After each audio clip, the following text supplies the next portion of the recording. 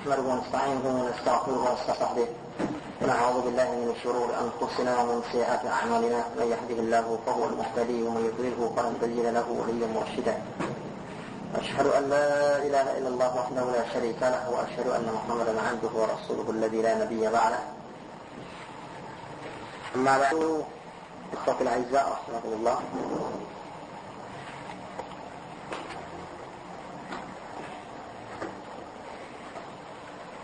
Pengaruh dosa yang ke-11 sebutkan di sini annal 'abda la yazalu yartakibu adh-dhanba hatta yahuna 'alayhi wa yasghura fi qalbihi wa dhalika 'alamatul halak. Semakin mengecilnya dosa tersebut dalam pandangan si pelaku sehingga menjadi awal kebinasaannya. Lalu dosa apabila seseorang itu berlanjut dalam melakukan perbuatan dosanya, maka dosa itu akan semakin mengecil dalam pandangan dirinya sehingga menjadi tanda alamat daripada kehancurannya. Fa inna dzamba kullama saghara fi 'ainil 'abdi 'azama 'inda Allah. Karena sebagaimana juga telah dinyatakan sebelumnya, kalau dosa itu semakin kecil dalam pandangan seorang hamba, di hadapan Allah justru semakin besar. Diriwayatkan dari Ibnu Mas'ud radhiyallahu ta'ala anhu wa ardhah, wa ia berkata, innal mu'mina yara dhunubahu ka'annaha fi asli jabalin yakhafu an yaqa'a alayh. Seorang mukmin melihat dosa-dosanya ibarat seseorang yang berada di bawah gunung, yang khawatir kalau gunung itu akan menimpa dirinya. Wa innal fajira yara dhunubahu kadhubabin waqa'a ala anfihi faqala bihi hakadha. Sementara orang yang fasik atau ahli maksiat akan melihat dosa-dosanya itu ibarat apa? Ibarat lalat yang nemplok di hidungnya. Dia coba bilang, ya, cuma dia bikin begini saja, fatara, maka lalat itu pun terbang. Dianggap dosa itu sebagai sesuatu yang ringan sekali, seperti lalat yang mencolok di atas hidung seseorang. Diriwayatkan oleh Bukhari dan yang lainnya. Itu disebutkan oleh Ibnu Mas'ud dalam salah satu riwayat yang diriwayatkan oleh Imam Bukhari. Dan riwayat yang lain yang juga diriwayatkan oleh Imam Bukhari dari Ibnu Mas'ud radhiyallahu ta'ala anhu wa ardhahu. Beliau juga pernah berkata, innakum lata'maluna a'malan hiya adaqqu fi a'yunikum min asy-sya'ri kunna naraha ala ahdi Rasulillah sallallahu alaihi wasallam min al-muhlikat. Kunna narahu ala ahdi Rasulillah sallallahu alaihi wasallam min al-muhlikat. Sesungguhnya kamu telah melakukan banyak sekali perbuatan. Ini orang-orang di zaman Ibnu Mas'ud, ya. Yang mana dalam pandangan kamu sekalian amalan itu lebih halus daripada rambut, saking sepelenya.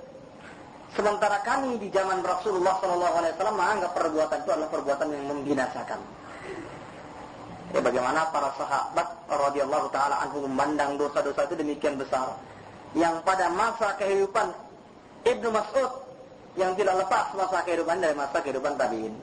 Yang jelas mereka itu masih jauh lebih baik secara umum daripada orang-orang yang hidup yang di zaman sekarang ini. Kualitas keimanan dan ittiba mereka kepada Rasul. Tapi demikian dikatakan, banyak amalan yang pada masa itu sudah dianggap ringan, di masa kehidupan sahabat itu sudah dianggap sebagai sesuatu yang membinasakan. Ikhwas sekalian fiddin yang dimuliakan oleh Allah Subhanahu wa ta'ala. Musibah atau pengaruh yang ke-12, annal ma'siyata turisud dhul. Kemaksiatan itu membuat seorang menjadi hina pandangan Allah di hadapan manusia, yang sudah disebutkan pada pembahasan terdahulu. Fa innal 'izza kullal 'izz fi ta'atillah. Karena kemuliaan dan jati diri seorang muslim adalah dengan taat kepada Allah.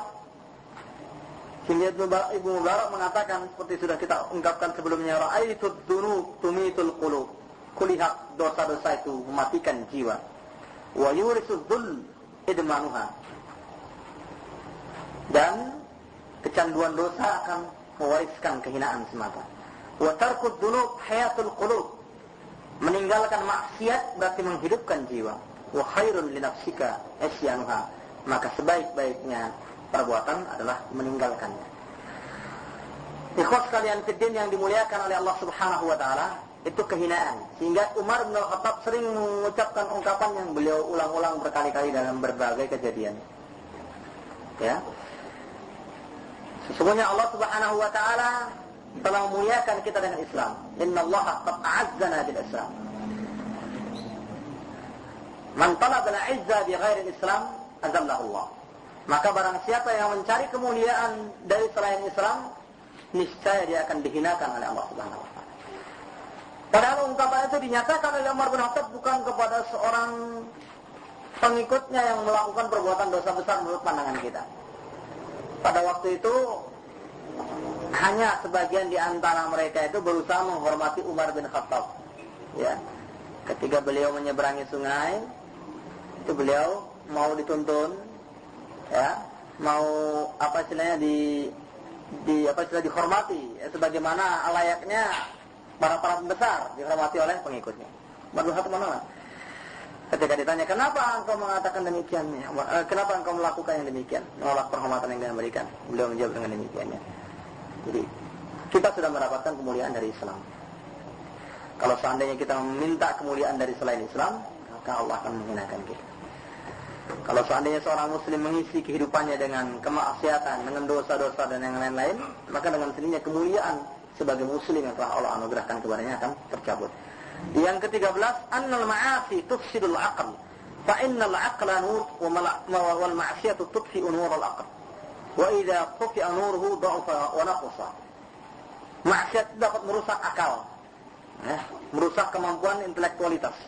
Karena sesungguhnya kemampuan bernalar itu adalah cahaya bagi seorang muslim.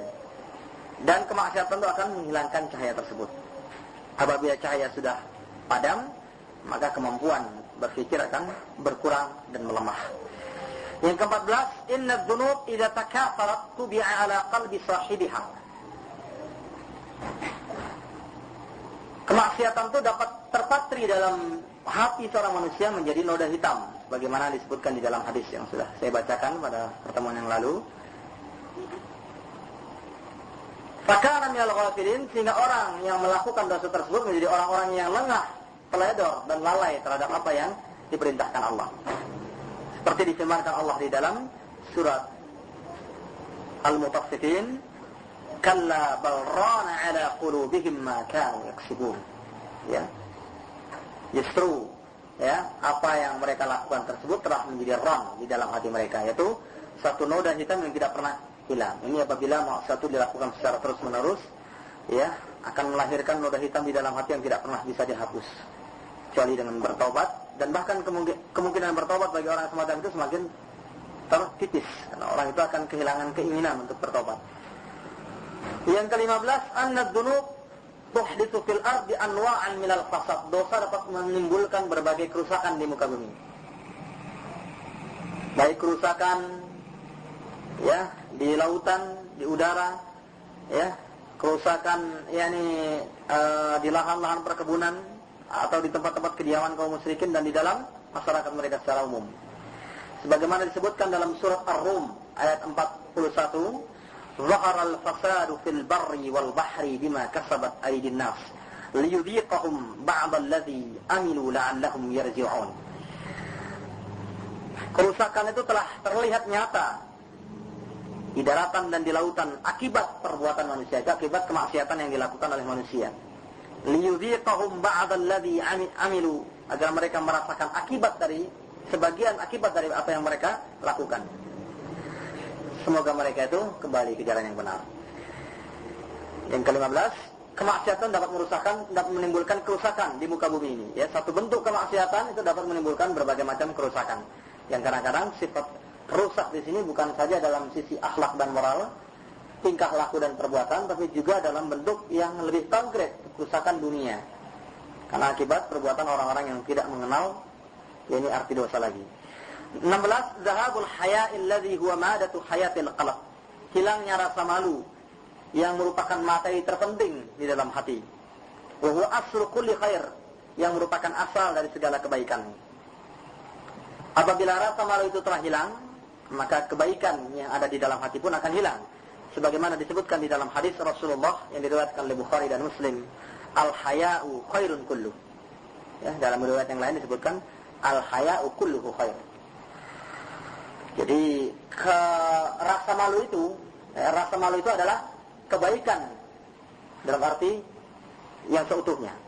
Atau dalam riwayat yang lain, rasa malu seluruhnya itu adalah kebaikan. Yang ini dijelaskan oleh Ibnu Rajab Al-Hambali di dalam Jami'ul Ulum wal Hikam, bahwa yang dimaksudkan dengan rasa malu, kata beliau, itu rasa malu yang merupakan fitrah manusia, karena pada dasarnya manusia itu malu melakukan kejahatan. Yang seorang mukmin khususnya dia akan malu melakukan pelanggaran-pelanggaran terhadap hukum Allah. Ini adalah rasa malu yang sesungguhnya. Adapun apabila seorang itu merasa seolah-olah malu, ya, dalam melakukan kebaikan, pada dasarnya itu bukan malu, tapi itu adalah juban wal kasal, ya, perasaan pengecut dan malas. Ya, kalau ada orang misalnya, saya mau pakai jilbab tapi malu, ini bukan malu, ini pengecut. Ya, itu bukan malu, dia pengecut. Karena tidak logis dia itu malu. Tapi kalau dia keluar rumah nggak pakai pakaian, malu. Ini adalah fitrahnya. Ya. Pakaian tertutup semua, aurat keluar malah malu. Nah, ini bukan malu, tapi pengecut dan malas. Ya. Itu sebagaimana dijelaskan oleh Ibnu Rajab Al-Hambali. Jadi orang yang melakukan kebaikan, ibadah kok malu, melakukan ketaatan, ya, itu malu. Itu sebenarnya bukan malu. Malu dalam bahasa orang. Ya, sebagian ya orang-orang di daerah itu ada mengenal istilah perjauh orang Jawa. Ya. Sikit-sikit, saya nggak mau perjauh. Kalau untuk menyampaikan kebaikan dengan alasan saya sungkan, ini bukan sungkan, tapi pengecut. Ini bukan sungkan ya Pak. Kecuali kalau pertimbangannya memang nyata. Misalnya kalau memang saya menyampaikan kepada dia tidak akan menerima. Ya, karena mungkin sudah ada hubungan tidak baik antara kedua. Jadi kalau saya menasihati dia atau memberikan amar ma'ruf nahi munkar kepada dia, tidak akan sampai. Saya perlu orang lain. Ini lain perkara. Pertimbangannya adalah karena kemaslahatan. Kalau sungkan, malu, menyampaikan kebenaran itu bukan malu, tapi dasarnya adalah malas atau ngejut. Ya. Yang ke-17, ya, disebutkan di sini perkataan ahli syair. Fama wallahi ma fil 'aishi khairun walad dunya idza dhahaba al-haya. Demi Allah, tidak akan ada lagi kebaikan dalam kehidupan ini apabila sudah hilang rasa malu di dalam hati. Yang ke-17, anna ad-dunub tud'ifu fil qalbi ta'zima rabbi jalla jalaluhu. Dosa bisa menyebabkan seorang hamba tidak mampu mengagungkan Allah. Ta'zim Allah bi asma'ihi wa sifatihi, itu termasuk persyaratan munculnya rasa takut seorang hamba kepada Allah Subhanahu wa taala. Rasa takut itu muncul sebagaimana dijelaskan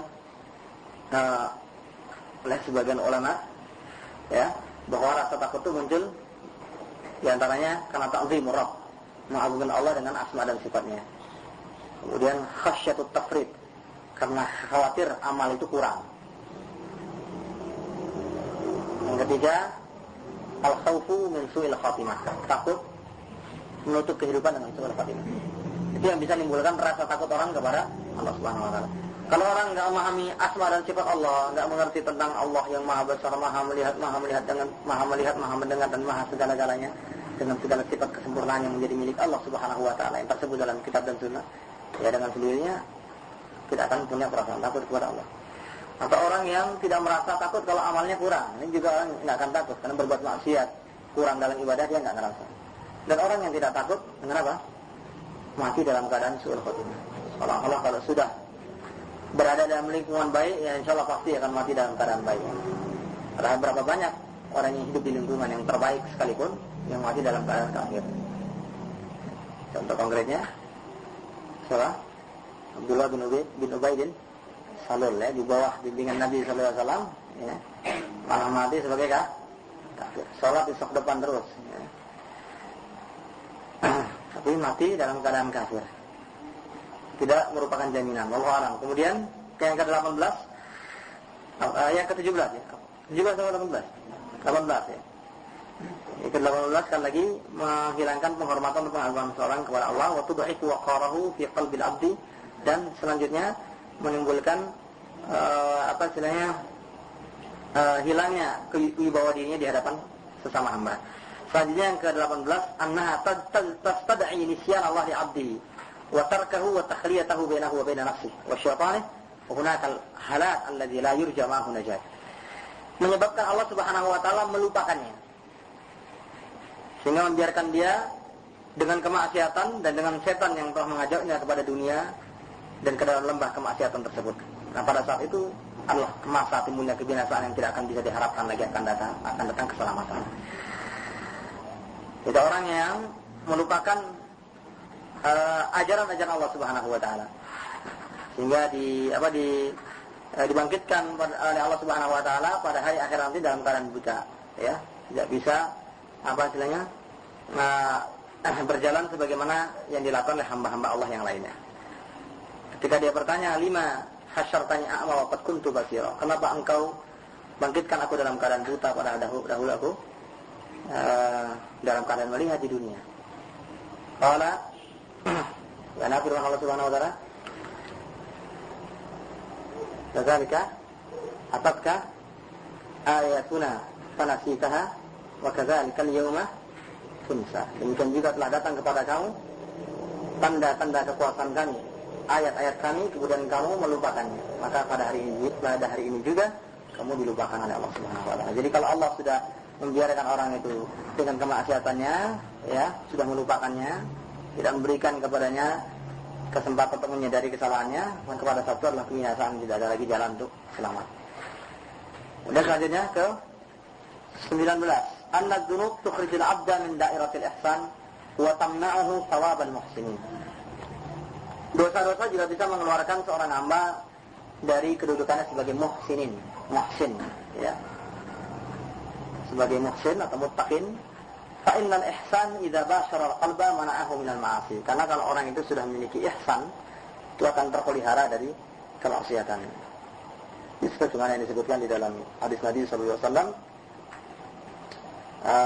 Bahwasanya beliau alaihi salatu wasallam bersabda, la yazalul 'abdu yataqarrabu alayya bin nawafil hatta uhibbahu fa idza ahbabtuhu kuntu sam'ahu alladhi yasma'u bihi wa basarahu alladhi yubsiru bihi wa yadahu allati yabtashu biha wa rijluhu allati yamshi biha. Jadi seorang hamba itu selalu mendekatkan diri kepada Allah terus dengan amal-amal ibadah sampai Allah itu mencintai dia. Kalau sudah mencintainya, ya udah, pandangan matanya, pendengarannya, kaki, tangan semua dibimbing Allah. Maka dibimbing Allah di sini diselamatkan dari melakukan perbuatan maksiat dengan anggota tubuh tadi. Ini bagi orang yang sudah sampai kepada tingkat ihsan. Nah, satu perbuatan maksiat itu akan menutup kesempatan orang menjadi muhsin dia, sehingga dia tidak terpelihara dari perbuatan maksiat untuk selanjutnya. Ya, dengan selalu meninggalkan maksiat dan berusaha meninggalkan maksiat, orang akan terbimbing menuju derajat sebagai muhsin. Nah, kalau sudah sampai kepada derajat sebagai muhsin, niscaya dia akan terpelihara dari maksiat itu sendiri. Jadi saling mendukung dan melengkapi. Kemudian yang ke-20, annaha tuzilun ni'am wa tuhillun naqam. Dosa-dosa itu dapat menghilangkan kenikmatan dan memunculkan bencana. Kenikmatan hidup akan hilang, muncul bencana. Fama zalat 'anil 'abdi ni'matun illa bi dzambin. Wa la halat bihi naqmatun illa bi dzambin. Setiap kenikmatan yang dirasakan seorang hamba, yang hilang dari diri seorang hamba, pasti karena satu dosa. Dan setiap kali bencana muncul juga karena adanya dosa. Sebagaimana disebutkan oleh Imam Ali radhiyallahu taala anhu warda, "Ma nazala bala'un illa bi dzambin wa ma rufi'a illa bi taubah." Setiap kali muncul bencana, dasarnya adalah karena adanya perbuatan dosa. Dan setiap diangkat satu bencana karena adanya taubat. Allah Subhanahu wa taala berfirman di dalam surat Syura ayat 30. Wa ma asabakum min musibatin fabima kasabat aydikum wa ya'fu an katsir. Ya, setiap musibah yang menimpa diri kamu sekalian adalah akibat perbuatan tangan-tangan kamu sendiri. Dan Allah Subhanahu wa taala mengampuni banyak dari perbuatan dosa.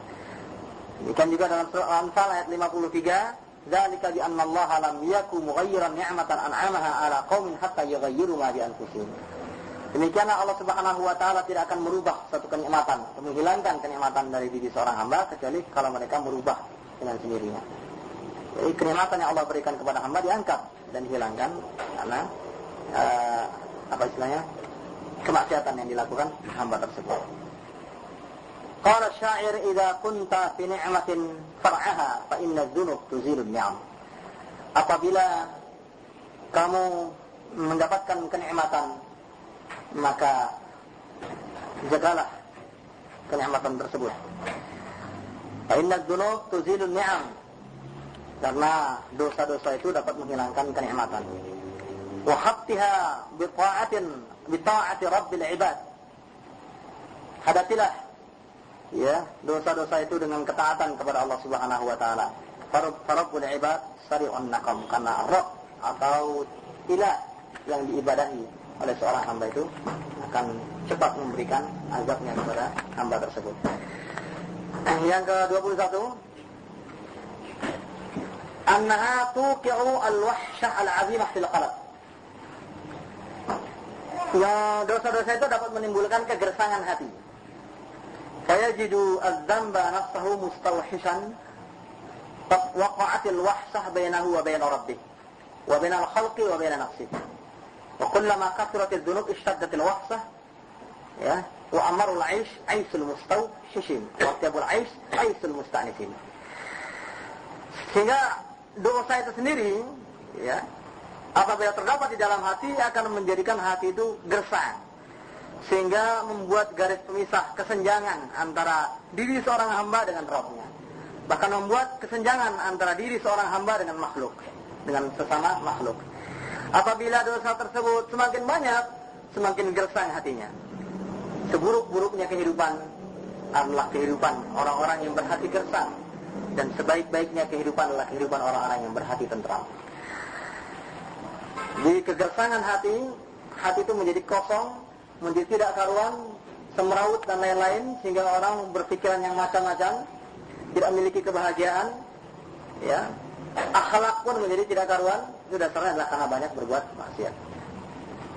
Seperti itu disebutkan di dalam hadis Nabi SAW, ma ukitta ahlu jahannama, ya, illa hasaidu alsinatihim. Jadi orang-orang yang masuk ke dalam jahanam itu tidak dicampakkan ke dalam jahanam melainkan akibat perbuatan lisan mereka.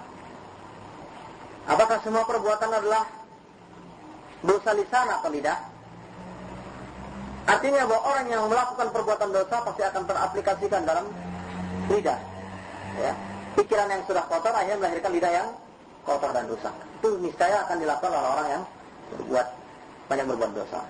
Gampang mengucapkan kata-kata kasar, kotor segala itu karena memang hatinya sudah penuh dengan maksiat.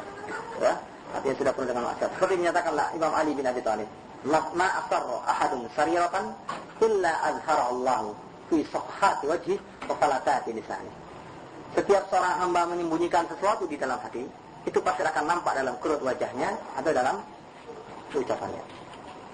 Tidak. Orang bisa menyembunyikan maksiat sekian besarnya, tidak diketahui orang, dia saja yang tahu, mungkin saja. Itu lihat wajahnya atau lidahnya. Kalau lidahnya sudah tidak terjaga, mengucapkan kalimat yang nggak karu-karuan, ya, itu berarti memang refleksi daripada apa yang tersembunyi dalam hatinya. Itu dinyatakan oleh Imam Ali bin Abi Thalib. Wallahu a'lam bishawab.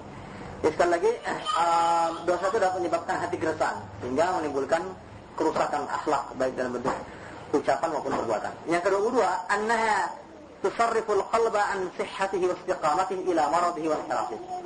Dosa dapat menyebabkan hati itu tidak sehat, penuh penyakit dan menyimpang dari kebenaran.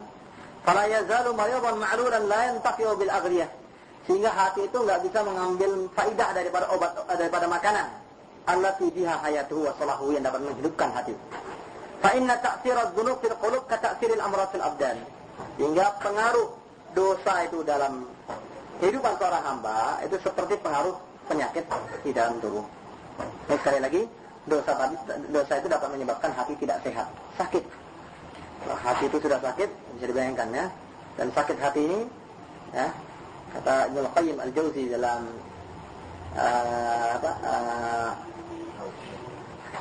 Tibun Nabawi, ya, Tibun Nabawi, halaman kedua. Beliau menyebutkan bahwa penyakit itu ada dua. Penyakit hati itu ada penyakit apa? Syahwat, dan ada penyakit syubhat. Ya, penyakit syahwat itu ya karena hawa nafsu, keinginan untuk yang melampiaskan hawa nafsu dan syahwat itu adalah munculnya keraguan-raguan, munculnya syubhat itu munculnya keraguan, munculnya kesalahan baik itu dalam akidah, keyakinan, dan yang lainnya. Annaha tusarriful qalba an syahwati istiqamati ila maradihi wa inhirafihi wa la yazal wa lam taqul ila awliyaatihi hatta yusufa inna ta'akkadu dhunub fil qulub ka'atil amrad darajat. Selanjutnya 23 ya. 23 betul. Annaha tu'mi basiratul qalb. Dosa dapat menghilangkan cahaya hati. Basiratul qalb. Ya. Jadi ya hati yang peka, ya, yang dapat memperingatkan manusia ketika dia mau melakukan perbuatan jelek. Wa tatmasu nurahu, menghilangkan nurnya, wa tasuddu turuqal ilm, sehingga menghalangi masuknya ilmu. Wa tahjubu mawaridal hidayah, dan sulit menerima hidayah. Ya, peringatan yang Allah sebutkan ya melalui lisan Nabi sallallahu alaihi wasallam, ya. Wa'idun fi qalbi kulli mu'min, ya, peringatan yang di dalam hati setiap mukmin ada, itu akan mati akibat banyak berbuat dosa. Nabi SAW bersabda, istafti qalbaka, dalam riwayat, ya, sal dhamirak, tanyakan hati nurani kamu, tanyakan hati kecilmu, karena hati kecil seorang mukmin itu akan melarang dirinya untuk melakukan perbuatan dosa. Mungkin kita anggap, oh kalau saya berbuat begini, dosa kayak gini pengaruhnya nggak banyak. Tanyakan hati kamu, ya. Saya udah terbiasa melihat aurat, ya sudah nggak terpengaruh lagi syahwat saya.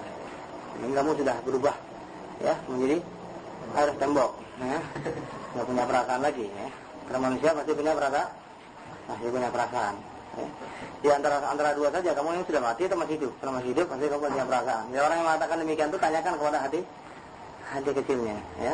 Hati kecilnya akan mengatakan, oh saya jalan-jalan sama ini nggak apa-apa kok, perempuan. Ya tadi orang jalan berduaan itu bersekian ada setan, iya, tapi setannya sudah berhasil kami tundukkan. Ya, ngomongnya saja, ya. Ngomongnya, tapi kenyataannya, ya, tanyakan kepada hati nuraninya. Saya seorang hati nurani yang bersih, akan menyatakan bahwa perbuatan itu adalah perbuatan yang salah, karena sudah jelas keharamannya dia ketahui, ya. Baik dari ajaran kitabullah atau dari sunnah Rasulullah SAW. Nah, maksiat yang banyak itu menghilangkan adanya apa? Peringatan Allah dalam hadis yang mukmin tadi. Wa'idullah fi qalbi kulli mu'min, dalam hadis Nawas bin Sam'an, ya. Itu hilang dari diri seorang hamba. Yang ke-24, saqatal jah wal manzila wal karamah inda Allah wa inda khalqih. Jatuhnya harkat atau harga diri seorang hamba di hadapan Allah dan di hadapan makhluk. Fa inna akramal khalq inda Allah atqahum. Karena makhluk yang paling mulia di sisi Allah adalah yang paling bertakwa, yang paling dekat dan paling taat kepadanya. Harkat dirinya di hadapan Allah jatuh, dan demikian juga di hadapan manusia. Jadi diriwayatkan dari sebagian ulama salaf bahwa apabila seorang itu melakukan perbuatan dosa, maka Allah akan menanamkan sifat benci seorang mukmin yang lain kepada kaum mukminin yang lain kepada dirinya. Nah, itu melihatnya jadi nggak senang. Meskipun dosa itu tidak kelihatan. Melihat dia, nggak senang saya bawaannya. Nah, memang karena dosa tersebut telah menghilangkan wibawa dirinya dan kehormatan dirinya di hadapan Allah dan di hadapan manusia. Allah alam. Kemudian selanjutnya yang ke-25, annaha taslibu sahibaha asma'al madah wa syaraf. Menghilangkan gelar-gelar baik pada diri seseorang. Ya, gelar dari Allah atau gelar dari manusia, ya. Tadinya seorang digelari mukmin, muhsin, bir, saleh, ya. Berubah gelarnya jadi fasik. Ya. Kayak apa istilahnya para perawi hadisnya, yang makin banyak punya cacat dalam sifat-sifatnya, itu makin banyak gelarnya yang jelek-jelek. Makin baik dan makin taat dia, makin konsekuen dia membawa ajaran Islam dan memandu hadis Nabi sallallahu alaihi wasallam, semakin gelarnya bertambah baik saja. Nah, itu sampai perawi hadis yang jelek hafalannya, tapi dia itu seorang yang taat, itu selalu diberikan lakab kepada dirinya itu, yang lakab itu hanya mengisyaratkan kelemahannya saja. Misalnya fulan saleh, fulan itu orang yang saleh. Ini lakab kelemahan hadis. Karena kalau fulan dikatakan saleh, itu berarti belum ada jaminan terhadap hafalan hadisnya. Kalau ada jaminan, tentu nggak akan dikatakan saleh, ya katakan siqah. Tapi karena dia itu punya kesalehan, ahli ibadah dan lain sebagainya, kata-kata Jarahnya pun apa? Dengan kata-kata yang dengan gelar yang baik. Si fulan saleh. Fulan ada orang yang saleh. Kalaupun nanti ada yang mengucapkan dengan lafaz yang lain, fulan layyinul hadis. Ya. Sih, bagus ya. Itu kalau orang udah jelek, akhlaknya, tukang bohong segala macam itu enggak ada ampun-ampun kalau dalam hadis ya. Enggak ada ampun itu. Fulanun la yu'khadhu hadithuhu. Hadisnya enggak diambil. Ya. Itu sudah bagus kalau belum disebut mungkarul hadis. Muta'ambil kadzib wa wadda kadzab, wah itu udah keterlaluan lagi ya. Dan seterusnya. Jadi sifat-sifat yang baik hilang dari diri seseorang berganti dengan sifat-sifat jelek. Itu di hadapan Allah dan juga di hadapan manusia. Yang ke-26, annaha tujibul qati'ah bainal abdi wa baina rabbih tabaraka ta'ala, memutus hubungan antara hamba dan Allah. Wa idza waqa'atil qati'atun qata'at anhu asbabul khair. Kalau hubungan antara hamba dengan Allah sudah terputus, hubungan kebaikan yang Allah berikan kepada seorang hamba pun terputus. Putusnya hubungan baik antara Allah dengan hambanya. Yang ke-27, anna tamhaqu barakatul umr, barakatul rizq, barakatul ilm, barakatul amal, barakatul ta'ah, wa bil jumlah tamhaqu barakatul din wad dunya. Menghilangkan keberkahan dunia akhirat. Di sini disebutkan barakah umurnya hilang, barakah rezekinya hilang, barakah ilmunya hilang. Semua yang dia amalkan, yang dia pelajari, yang dia cari tidak ada berkahnya semua. Sehingga dunia akhirat tidak ada berkah. Dibilang rezeki yang merupakan masalah keduniaan juga nggak ada berkahnya, ya. Umur yang juga di dalamnya termasuk ya sisi keduniaan juga nggak ada berkahnya. Ilmu yang merupakan jalan ke akhirat juga nggak bisa membawa dia kepada jalan akhirat yang sesungguhnya. Akhirnya hilang semua keberkahan dunia dan akhirat. Itu akibat terlalu banyak berbuat maksiat. Waliyadzubillah. Yang ke-28, annaha tu'mil qalb fa in lam tu'mihi ada afat basirah. Dapat membutakan hati atau paling tidak melemahkan pandangan hati. Yang ke-29, annaha tunsil 'abdu nafsahu wa idza nasiya nafsahu ahmalaha wa afsadaha wa ahlakaha. Membuat seorang hamba itu lupa diri. Ya, lupa diri. Kalau orang sudah lupa dengan dirinya sendiri, dia enggak sadar telah merusak dirinya, menghancurkan dirinya, membinasakan dirinya, sudah enggak sadar lagi itu.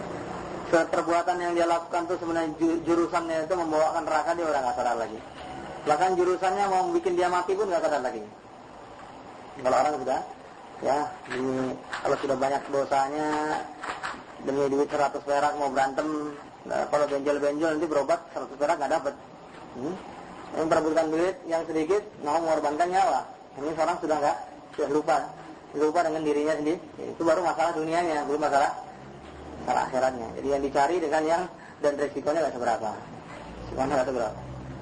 Kalau sudah hatinya itu sudah tertutup dengan kemaksiatan. Yang ke-30, annaha tuzilun ni'amal hadirah, akan menghilangkan kenikmatan yang akan datang. Fatuzilul hasil wa tamna'ul wasil fa inna ni'amallahi ma khufiza mawjuduha bimithli ta'atih wa la stajlaba mafquduha bimithli ta'atih. Ya, karena kenikmatan Allah itu dapat dijaga dengan yang ada sekarang sehingga menimbulkan kenikmatan yang akan datang. Kalau sekarang ini tidak dijaga, maka yang akan datang juga akan hilang. Dan seterusnya. Jadi kenikmatan seorang hamba yang akan didapati pada masa akan datang pun terhalangi gara-gara kemaksiatan yang dilakukan pada hari ini. Yang ke-31, wa min atsarika ma yulqillah subhanahu wa ta'ala min ar-ru'bi wal khauf qalbil 'asi. Ya. Timbulnya rasa takut yang ditanamkan Allah, timbulnya rasa takut dan khawatir yang ditanamkan Allah dalam hati seorang hamba. Ini alamat ahli maksiat. Fala tarahu illa khaifan mar'uban, sehingga orang yang suka berbuat maksiat bawaannya takut, khawatir ya. Ada masalah sedikit takutnya setengah mati. Ini orang yang ahli maksiat.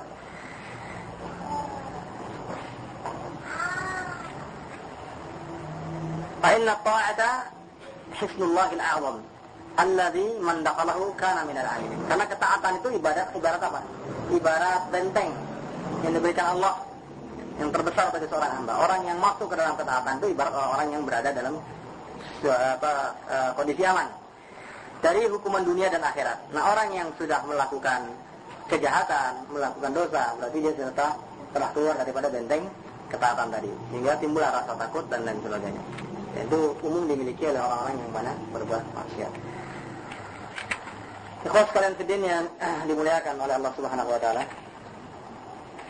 Kemudian selanjutnya bab tentang turuqil wiqayah min adz-dzunub. Cara memelihara diri dari dosa-dosa. Ya, singkat saja.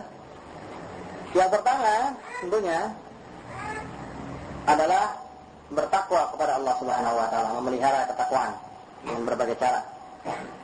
Karena sebagaimana disebutkan di dalam surat An-Nisa ayat 131, "Walaqad wassayna alladziina utul kitaba min qablikum wa iyyakum an ittaqullah." Dan telah kami wasiatkan kepada orang-orang atau di kalangan ahli kitab sebelum kamu dan kepada kamu sekalian agar kamu sekalian bertakwa kepada Allah Subhanahu wa taala. Jadi takwa ini, wasiat takwa ini diistilahkan dengan wasiatul awwalin wal akhirin. Yang harus selalu diulang-ulang, mau yang dengar bosan atau enggak, masalah ittaqullah itu selalu diulang-ulang karena pada dasarnya memang kita harus terus memperbaharui ketakwaan kita kepada Allah dengan banyaknya maksiat, kesalahan yang kita lakukan. Nabi bersabda, "Ittaqillah haitsu ma kunta wa atbi'is sayyi'atal hasanata tamhuha wa khaliqin nas bi khuluqin hasan." Bertakwalah kepada Allah dimanapun kamu berada. Kalau kamu ternyata berbuat kejahatan, ikuti, iringi dengan perbuatan yang baik. Niscaya perbuatan baik akan menghapuskan dosa perbuatan yang jahat. Dan pergaulilah manusia dengan akhlak yang baik. Ketakwaan harus dilakukan seorang, harus selalu diasah dan diperhatikan oleh seorang di setiap waktu dan tempat. Bahkan dalam konteks yang sehalus-halusnya, termasuk talabul ilm. Ya, karena talabul ilm ini pekerjaan yang merupakan ibadah, butuh keikhlasan. Kalau tidak didasari karena ketakwaan, orang nggak sadar. Ilmunya dicari dengan yang haram atau yang halal. Tempat yang mencari ilmunya banyak halal haramnya apa enggak. Tempat atau orang yang dia mau ambil ilmunya itu orang yang akan bisa membawa kepada ketakwaan apa enggak. Teman-teman dalam mencari ilmu, teman-teman yang bisa menggiring kepada ketaatan atau tidak. Pertimbangannya akan bisa dilakukan dengan baik apabila seorang itu memiliki kontrol takwa. Jadi ketakwaan yang maksimal yang bisa menghantarkan dia kepada kebaikan. Ittaqullah wa yu'allimukumullah. Bertakwalah kamu kepada Allah, niscaya Allah akan memberikan ilmu kepadamu. Sedangkan takwa itu sendiri berdasarkan definisi sebagian ulama, termasuk definisi yang paling lengkap tentang takwa, ayya'mal al-'abdu bi ta'atillahi 'ala nurin minallahi yarju shawaballah. Beramal dengan ketaatan kepada Allah, beramal dengan ketaatan kepada Allah di atas cahaya Allah, mengharap pahala Allah. Beramal dengan ketaatan kepada Allah di atas cahaya Allah dan mengharapkan pahala Allah. Meninggalkan maksiat kepada Allah di atas cahaya Allah karena takut dengan siksa Allah. Itu hakikat daripada ketakwaan, dan banyak para ulama menyebutkan definisi yang berbeda-beda yang intinya adalah sama, ya, pemeliharaan diri seorang hamba dari perbuatan dosa. Ada yang memberikan definisi lebih ringkas, ya, takwa itu ialah wiqayatun nafsi an azabillahi wa ghadabihi, memelihara diri dari azab dan siksa Allah, memelihara diri dari segala yang bisa menyebabkan azab turun, menyebabkan Allah marah kepadanya. Itu dinamakan dengan takwa. Imam Ibn Rajab Al-Hambali mengatakan taqwal 'abdi li rabbih ay yaj'ala bainahu wa baina ma yakhshah min rabbih wa min ghadabihi wa saqatihi wiqayatan taqiyatan min dzalik, wiqayatan taqihi min dzalik. Kalau orang bertakwa berarti dia membuat batasan antara dia dengan maksiat, antara dia dengan pelanggaran hukum Allah. Itu semacam tameng yang akan bisa memelihara dia untuk tidak melakukan pelanggaran tersebut, yaitu dengan menjalankan ketaatan semaksimal mungkin dan menjauhkan kemaksiatan. Menjalankan ketaatan dan menjauhi kemaksiatan. Fairuz Abadi mengatakan, wa'alam anna taqwa kanzun aziz in dhafirta bihi fakam tajid fihi min jawharin syarif wa ilaqin nafis wa khairin kathir wa rizqin karim wa ghanamin jasim wa milkin azim. Sesungguhnya ketakwaan itu adalah merupakan harta karun yang amat mulia. Kalau kita mendapatkan ketakwaan, ibarat kita mendapatkan emas permata, ya, mendapatkan batu-batu mulia, kebaikan yang baik, kebaikan yang banyak, rezeki yang mulia, ya, hewan ternak yang besar-besar dan berbagai macam harta benda yang lainnya. Itu adalah ketakwaan. Dan Allah Subhanahu wa taala tidak memberikan suatu kenikmatan yang lebih besar setelah ketakwaan kepada Allah Subhanahu wa taala selain daripada mar'ah salihah, wanita yang saleh. Artinya yang paling utama bagi seorang hamba adalah takwa, yang paling utama. Baru kemudian kenikmatan tambahan itu adalah wanita yang salihah. Ya, sebagaimana yang ditafsirkan oleh sebagian ulama dari firman Allah, Rabbana atina fid dunya hasanah wa fil akhirati hasanah wa qina adzabannar. Yang dimaksudkan dengan hasanah di sini adalah mar'atan salihah. Ya Allah, berikanlah kami kebaikan di dunia dan kebaikan di akhirat. Kebaikan di dunia di sini adalah mar'ah salihah. Kenapa demikian?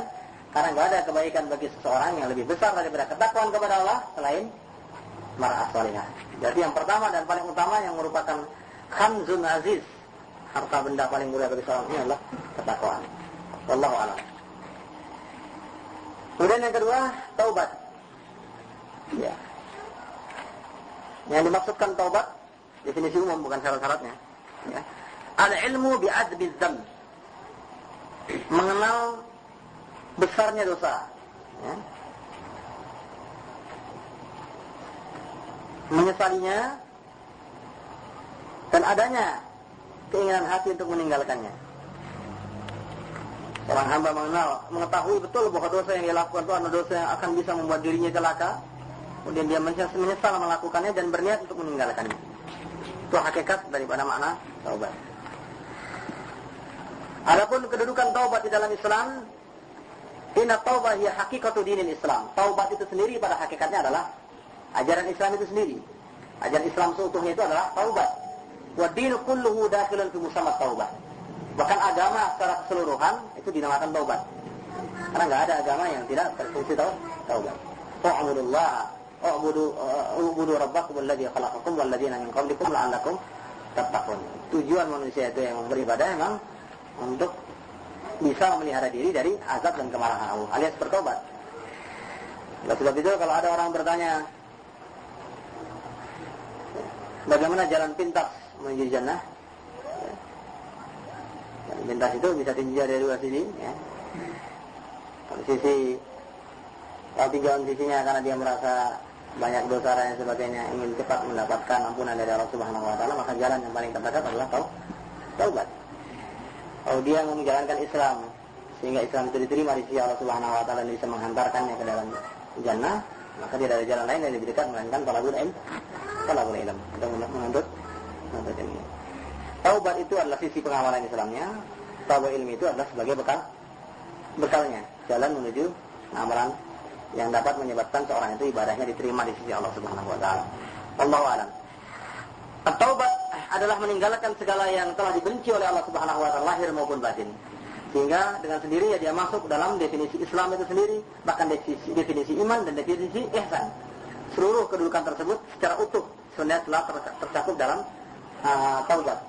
Ya ayyuhalladzina amanu tubu ilallahi taubatan nasuha. Wa aktsarun nasi la ya'rifun qadra taubah.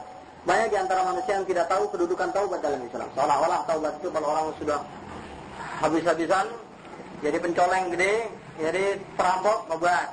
Dia nggak sadar bahwa taubat itu adalah yang harus dilakukan sepanjang waktu. Tu istaghfirullah wa tubu ilaihi, inni la astaghfirullah wa atubu ilaihi fi kulli yawmin akthar min 70 marrah wa fi riwayatin 100 marrah. Bertaubatlah dan beristighfarlah kepada Allah Subhanahu Wa Taala, demikian disabdakan oleh Nabi. Sehari semalam sebanyak-banyaknya, karena aku, kata Nabi, bertaubat kepada Allah dan beristighfar kepadanya sehari itu lebih dari 70 kali atau dalam satu riwayat 100 kali. Ini taubat yang betul-betul mengetahui kedudukan taubat. Dalam pribadi seorang Nabi sallallahu alaihi wasallam yang sudah ghufira lahu ma taqaddama min dzambihi wa ma ta'akhkhar. Dosa yang lalu yang akan datang sudah dihapus oleh Allah, sudah diampuni oleh Allah Subhanahu wa taala. Dan bagaimana lagi ya bagi kita sekarang ini yang jelas bertumpuk dengan dosa-dosa. Jadi umumnya di antara kita itu memahami yang namanya taubat, oh si fulan sudah taubat. Dia yang tadinya jadi pemain bintang film, penyanyi, sekarang sudah mau sholat, itu sudah taubat. Sudah taubat berarti enggak taubat lagi. Itu salah, Kalau dikatakan sudah taubat dari perbuatannya yang ini, ya mungkin itu namanya taubat khusus. Taubat dari zina, taubat dari khamar. Tapi kalau yang namanya taubat enggak ada istilah sudah. Taubat itu harus dilakukan terus-menerus, ya. Taubat itu harus dilakukan terus-menerus. Jadi istilahnya tubu ilallah kalau dalam ilmu balaghah itu perintah yang artinya mudawamah. Sama dengan permohonan ihdinas siratal mustaqim, ya Allah tunjukkanlah kami jalan yang lurus, itu bukan tunjukkan malah jalan yang lurus sekali sudah. Menunjukkan jalan yang lurus artinya lil mudawamah, berketerusan. Sama dengan tubu ilallah taubatan nasuh. Ittaqullah haqqa tuqatih. Itu perintah yang artinya lil mudawamah, menunjukkan terus menerus. Lain dengan misalnya perintah Allah Subhanahu wa taala di dalam Al-Qur'an apa? Tentang apa misalnya? Selalu tentang puasa, tentang salat ada yang satu. Kalau nggak ada kebanyakan dalam hadis. Selalu semua kebanyakan dalam hadis. Apa ada dalam Al-Quran? Yang ketika lafaznya perintah salat. Nah,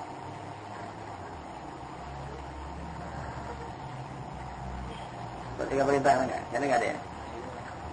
Dalam hadis lah, dalam hadis yang paling banyak ya. Dalam hadis. Ya perintahnya, misalnya bentuk perintahnya itu terkhusus misalnya. Atau perintah yang bukan dengan kata perintah, karena perintah dalam arti perintah syariat agama itu kan tidak harus dalam bentuk kata perintah, ya. Dan juga seperti kutiba alaikumusiyam, itu artinya juga perintah untuk berpuasa, tapi dalam bentuk jumlah khobariyah. Allah diwajibkan kepada kamu berpuasa, saum sebagaimana diwajibkan kepada orang sebelum kamu.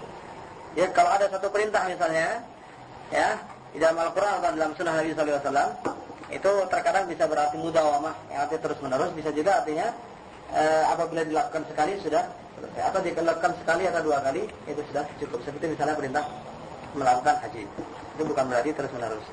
Jadi perintah itu dilakukan sekali seumur hidup. Lain dengan taubat yang harus dilakukan setiap hari dan setiap saat. Selanjutnya hakikat taubat. Hakikat taubat itu adalah kembali kepada ajaran Allah Subhanahu wa taala dengan terus berpegang teguh kepada apa yang diwajibkan